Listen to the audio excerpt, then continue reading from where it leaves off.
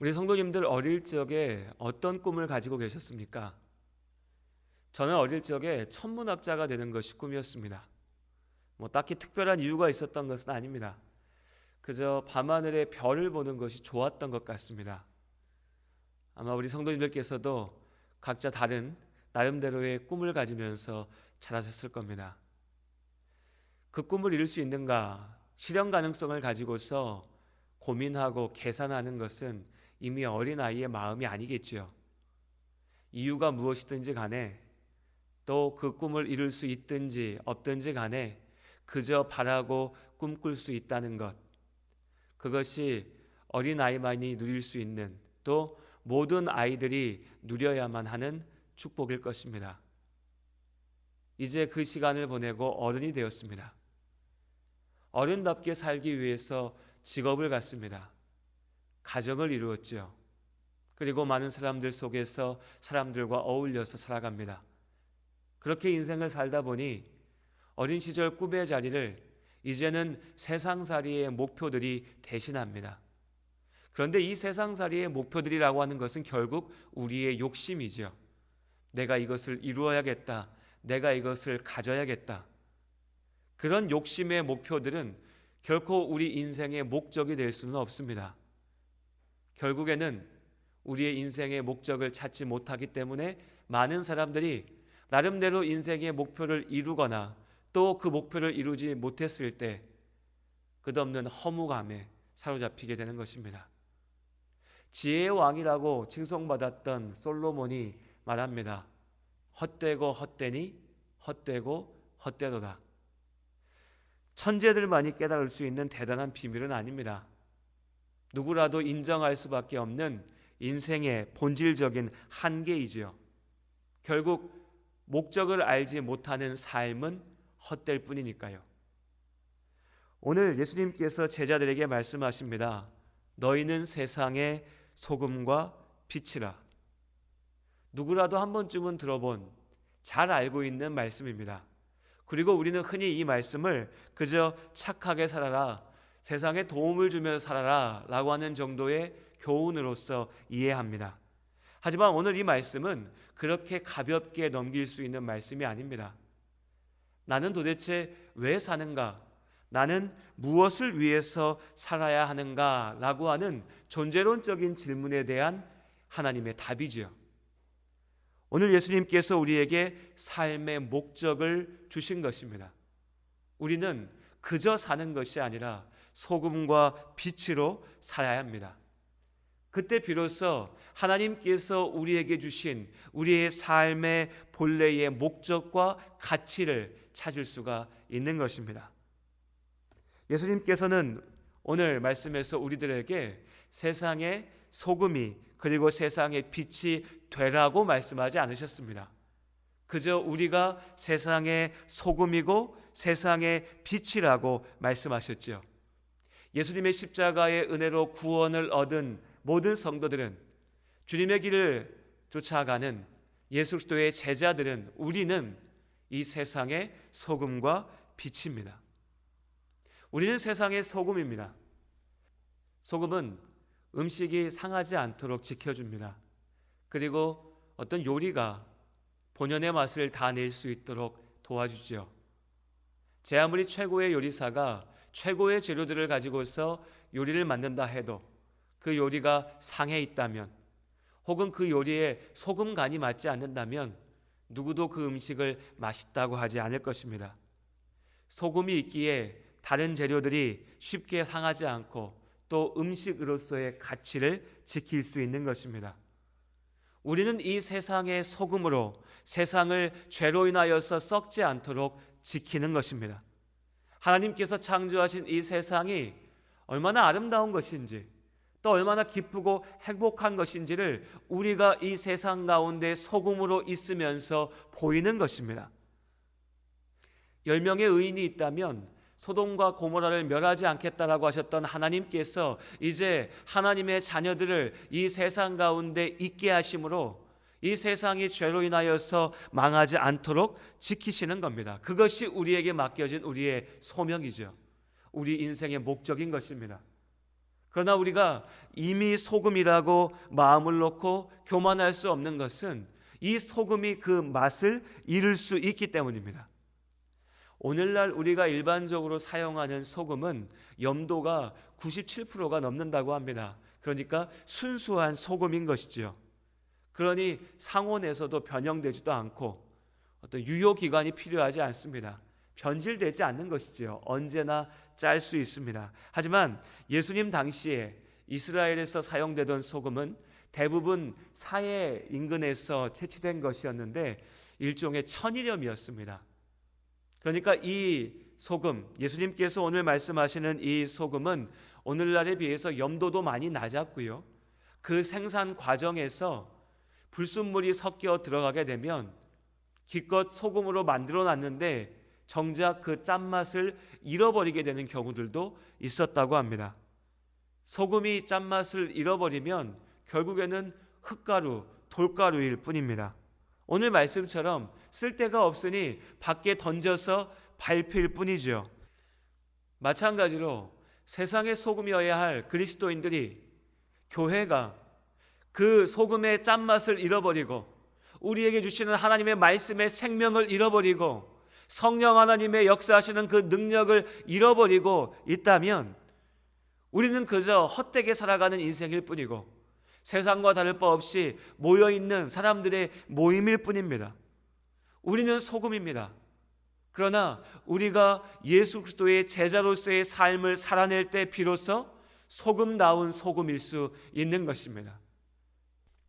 우리는 또한 세상의 빛입니다. 빛은 어두움을 밝힙니다. 빛이 없다면 이 세상은 모든 것이 어두움에 갇혀서 그 본래의 가치를, 아름다움을 잃어버리게 될 것입니다. 한 줄기의 빛도 들어올 수 없는 사방이 막혀있는 방이 있다고 한번 생각해 보죠. 그 방 안에 제 아무리 대단한 보물이 있다고 해도 소용이 없습니다. 누구도 그것을 볼 수가 없으니까요. 누구도 그것의 가치를 알 수가 없습니다.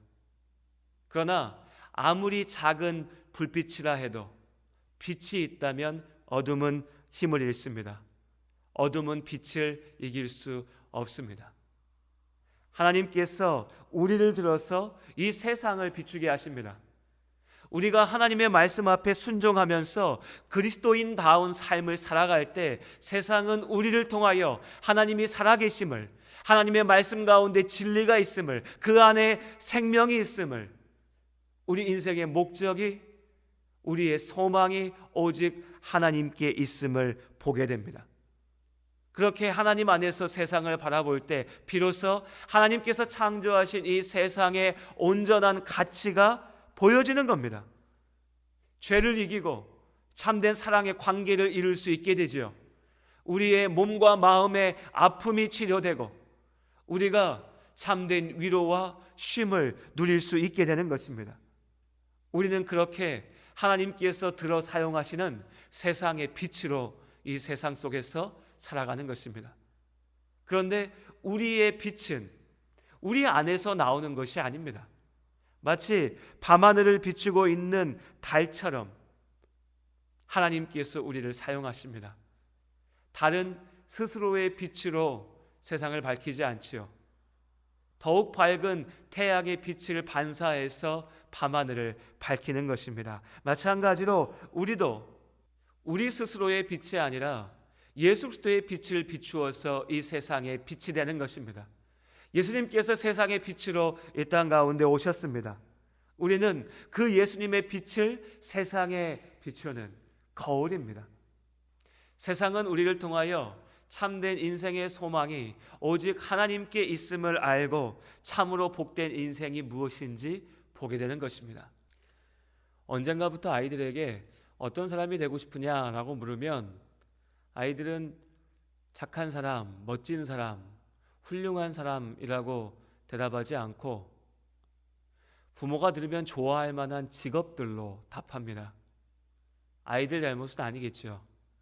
부모들이, 우리 모두가 그렇게 가르친 겁니다. 우리가 아이들 앞에서 그렇게 살고 있는 겁니다. 마치 인생의 목적이 대단한 인기 있는 그 직업에 있는 것처럼요. 그러나 제 아무리 대단한 직업을 가지고 아무리 많은 돈을 벌고 권세를 누리고 세상에서 명성을 드높이더라도 결국 그것은 인생의 참된 목적이 될 수가 없습니다. 결국 솔로몬의 한탄을 반복할 뿐이죠. 헛될 뿐입니다. 사람의 가치는 직업에 달려 있지 않습니다. 그 사람이 세상에서 얼마나 대단한 것을 가지고 누리고 있느냐에 달려 있지도 않지요. 소금은 다른 재료들 사이에 섞여서 그것들이 상하지 않도록, 썩지 않도록 지켜냅니다. 빛이 있는 자리에 어둠은 사라지죠. 빛과 소금은 이렇게 그 존재 자체로 가치를 가집니다.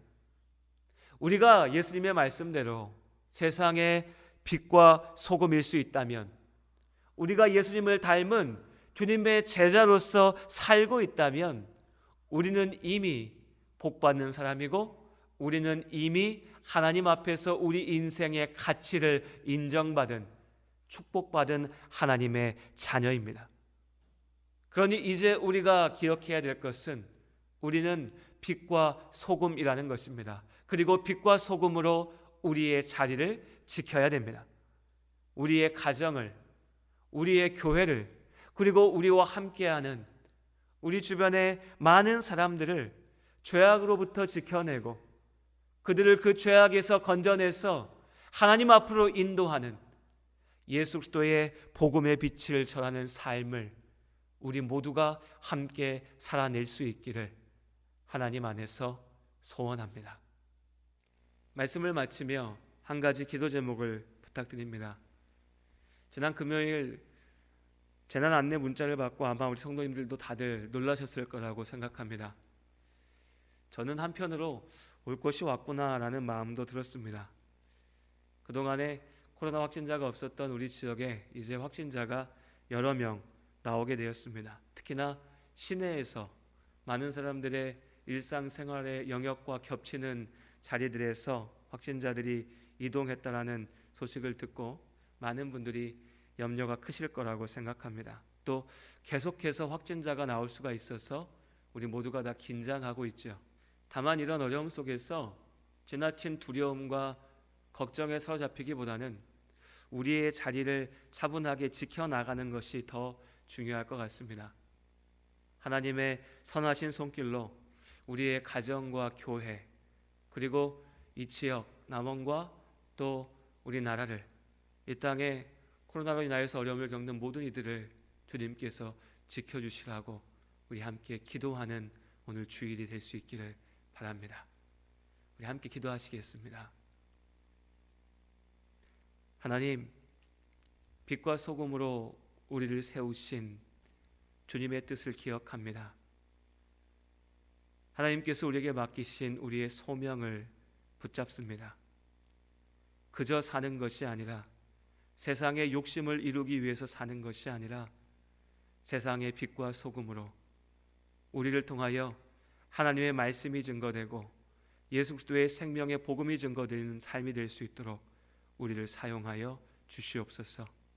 온 나라가, 전 세계가 코로나로 인하여서 어려움을 겪고 있습니다. 이제 그동안 안전하다 했던 우리 지역에도 코로나 환자들이 나와서 많은 사람들이 염려하고 걱정하고 두려워하고 있습니다. 그저 두려워하는 것에 그치지 않게 하시고, 두려움을 넘어서 사람을 미워하지 않게 하시고, 지금의 이 어려움 가운데 더욱 하나님 앞에 순종하며, 인생이라고 하는 것이 사람의 힘으로 사는 것이 아니라 하나님의 손 안에 있음을 믿음으로 인정하며 나아가는 우리가 될 수 있게 하여 주시옵소서. 그리고 우리가 기도할 때 하나님께서 우리 기도 가운데 역사하셔서 우리의 가정을, 우리의 교회를, 또 이 지역과 나라를 지키시고 어려움 가운데 더욱 사랑의 소중함을 기억하고 함께하며 위로하고 서로를 위하여서 기도하는 우리 모두가 될 수 있도록 하나님께서 우리를 지키시고 인도하여 주시옵소서. 두려운 마음들, 염려하는 마음들 가운데 하나님께서 위로하시고 힘주시고 지키실 줄 믿으며 우리를 사랑하시는 예수님의 이름으로 기도드립니다. 아멘.